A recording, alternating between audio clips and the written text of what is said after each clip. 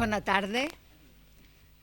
Gràcies a totes i a tots els que sou aquí per acompanyar-nos en aquesta tarda tan maca, perquè realment fa una tarda molt bonica,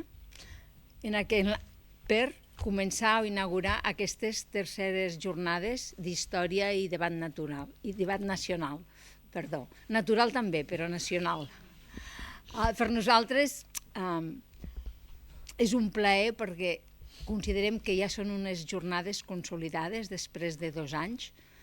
El primer any no sabíem com aniria, el segon va anar molt bé i aquestes per nosaltres ja són unes jornades consolidades i ens sentim molt orgullosos. Volem donar les gràcies, en primer lloc, al País d'Art i d'Història Transfronterer, perquè sempre ens ha donat suport, ens ha ajudat i ens ha acollit. També a l'Ajuntament i a l'alcalde Claudi Ferrer de Prats de Molló, que també sempre ens ha donat suport. També volem donar les gràcies a l'associació Casa Macià, que sempre ha estat també al peu del canó, i evidentment als conferenciants, però especialment al conseller Lluís Puig. Sense ell aquestes jornades i tot aquest projecte no seria possible.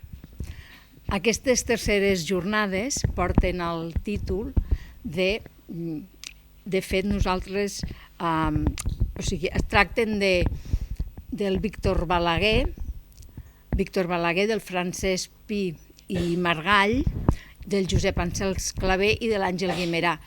I us preguntareu per què d'aquests autors. Doncs perquè del Francesc Pi Margall, del Víctor Balaguer i del Josep Àngels Clavé estem celebrant enguany el tercer aniversari, el centenari.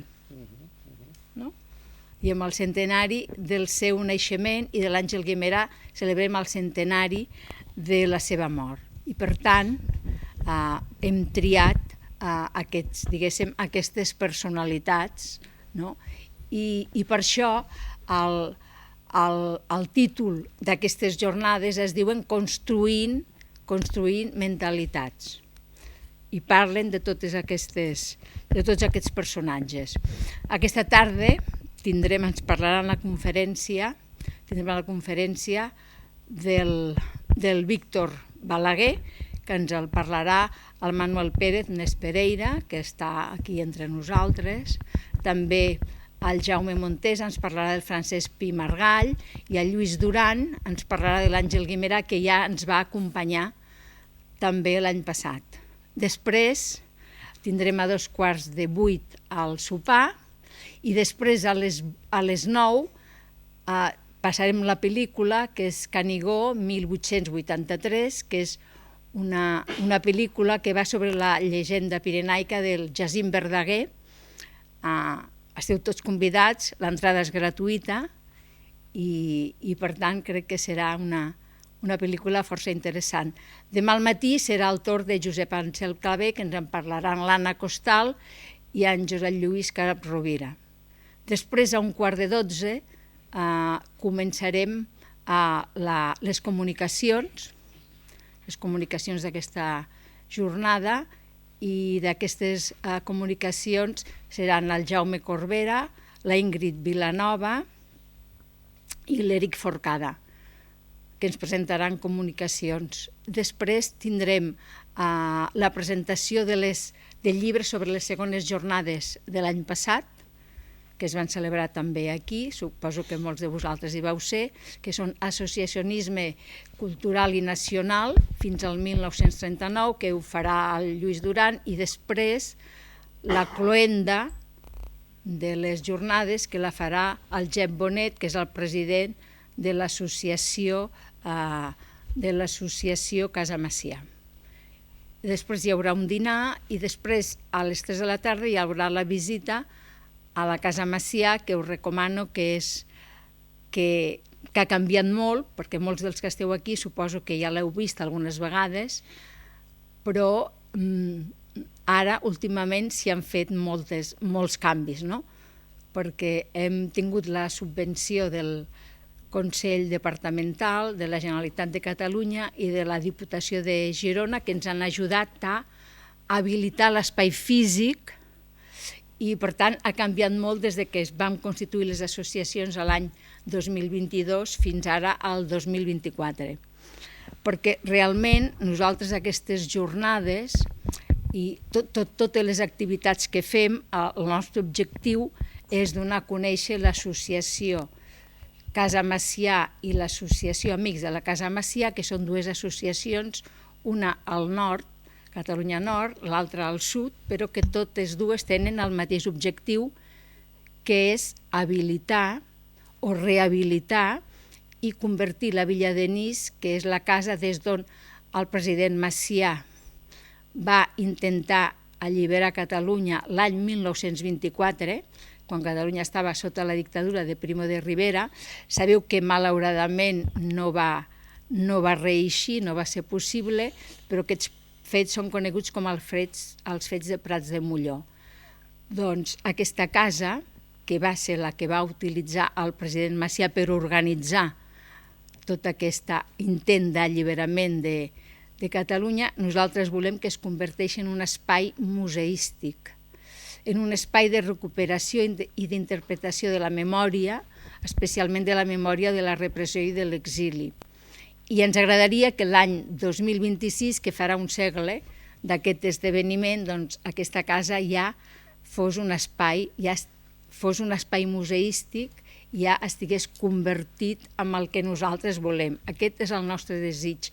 I per donar a conèixer, no? I per ajudar-nos, i perquè ens conegueu, i perquè la visiteu, nosaltres fem totes aquestes jornades, i també, evidentment, per donar a conèixer tota la història comuna, no? Perquè també una de les activitats d'aquestes associacions, que són dues associacions transfrontereres, però la idea nostra també és precisament trencar, no?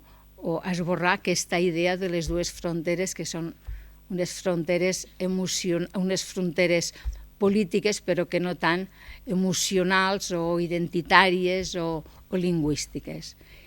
I, per tant, sempre em toca a mi, com a presidenta de l'associació Amics de la Casa Macià, demanar-vos que ens ajudeu, que ja ens ajudeu venint a aquestes jornades, però que ens ajudeu fent-vos socis o sòcies. No sé si potser molts dels que sou aquí ja ho sou, però si no, sí que us demanem que us feu socis i sòcies, perquè ens ajudeu perquè d'aquí 2 anys puguem complir el nostre objectiu, no? És a dir, que puguem realment gaudir d'aquest espai de la Villa Denis, que ja sigui convertida en un espai museístic que ens ajuda a recordar, recuperar i sobretot la nostra història, no? La història comuna de la llengua i de la cultura, de tot el que hem tingut i del que crec que hem de continuar tenint.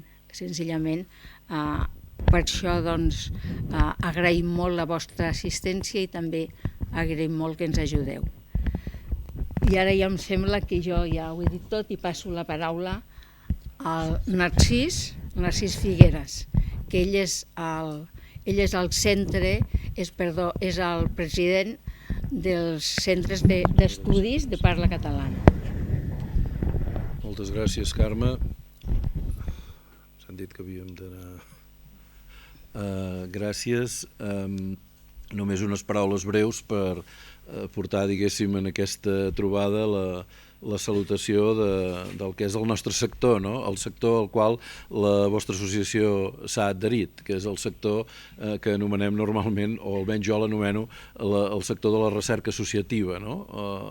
L'associacionisme de recerca, que té una llarga tradició en la cultura catalana, des de l'erudició local del segle XIX doncs, fins a l'eclosió dels centres d'estudis locals i comarcals als anys 80 i a la vida tan rica i tan intensa que tenen en aquests moments, no? Estem constituïts en una entitat que federa tots aquests centres de tots els territoris de la llengua i la cultura catalanes, es diu Coordinadora de Centres d'Estudis de Parla Catalana, i ja fa 20 anys vam aconseguir, amb un acord amb el govern de la Generalitat, constituir també una fundació, la Fundació Institut Ramon Muntaner, que dona suport a les activitats d'aquests centres que estan radicats a diversos llocs del territori. I aquí també, diguem-ne, que Catalunya exerceix un paper actiu i de lideratge perquè també dona suport a centres que estan radicats fora del territori de la Catalunya estricta, diguem-ne, no? Doncs bé, formem un sector, un col·lectiu, una xarxa de centres i d'associacions, d'entitats dedicades a la recerca amb un objectiu prioritari en l'espai immediat, en l'entorn proper de cada una d'aquestes entitats. Sé que la vostra entitat, diguem-ne que té unes mires diferents, però us animo també a tenir un paper en el lloc on esteu radicats en aquest moment, no? Vinc ara mateix d'Olot, on aquest matí s'han inaugurat les trobades culturals pirinenques, ja la 21a edició d'aquestes trobades, que promou la Societat Andorrana de Ciències conjuntament amb molts altres centres d'estudis de l'àrea pirinenca, i amb altres companys de la Cerdanya i del Ripollès recordàvem, perquè tots ja comencem a tenir una edat, que els primers anys 90 ja vam tenir, almenys els de la regió de Girona, els primers rencontres, que en dèiem aleshores, amb centres d'estudis del Llenguadoc-Rosselló i de la frontera catalana, que se'n deien aleshores.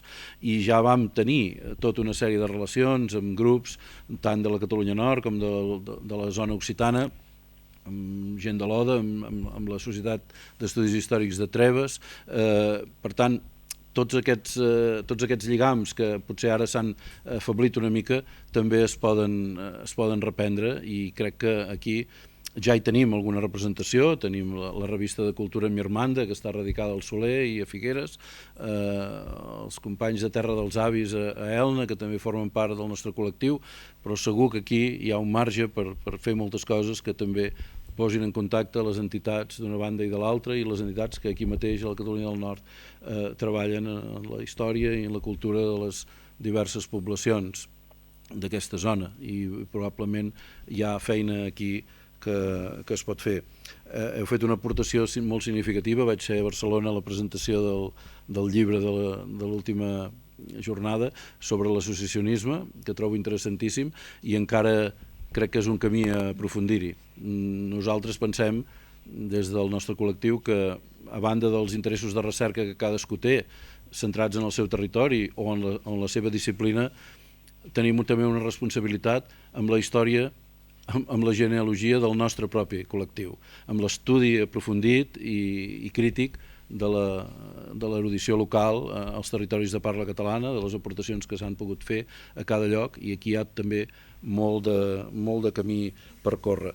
A la meva part, res més, agrair que m'hàgiu convidat, que us sentiu membres d'aquest col·lectiu que és més ampli i que ens agrupa a tots, i esperar que tingueu una jornada ben profitosa. Gràcies. Gràcies.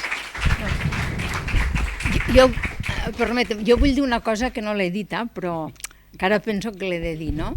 I és que us he explicat que nosaltres hem tingut subvencions de la Generalitat de Catalunya, de la Diputació de Girona i del Consell Departamental per rehabilitar la casa a l'espai físic, però també us vull dir que això també ho hem pogut fer per l'ajuda inestimable de l'associació i dels amics d'aquí, de Prats de Molló i de Catalunya Nord, i per l'ajuda inestimable de molts i molts voluntaris que han fet un canvi espectacular a la casa, que el Lluís sempre a totes les xarxes socials ens anava enviant fotos i dient.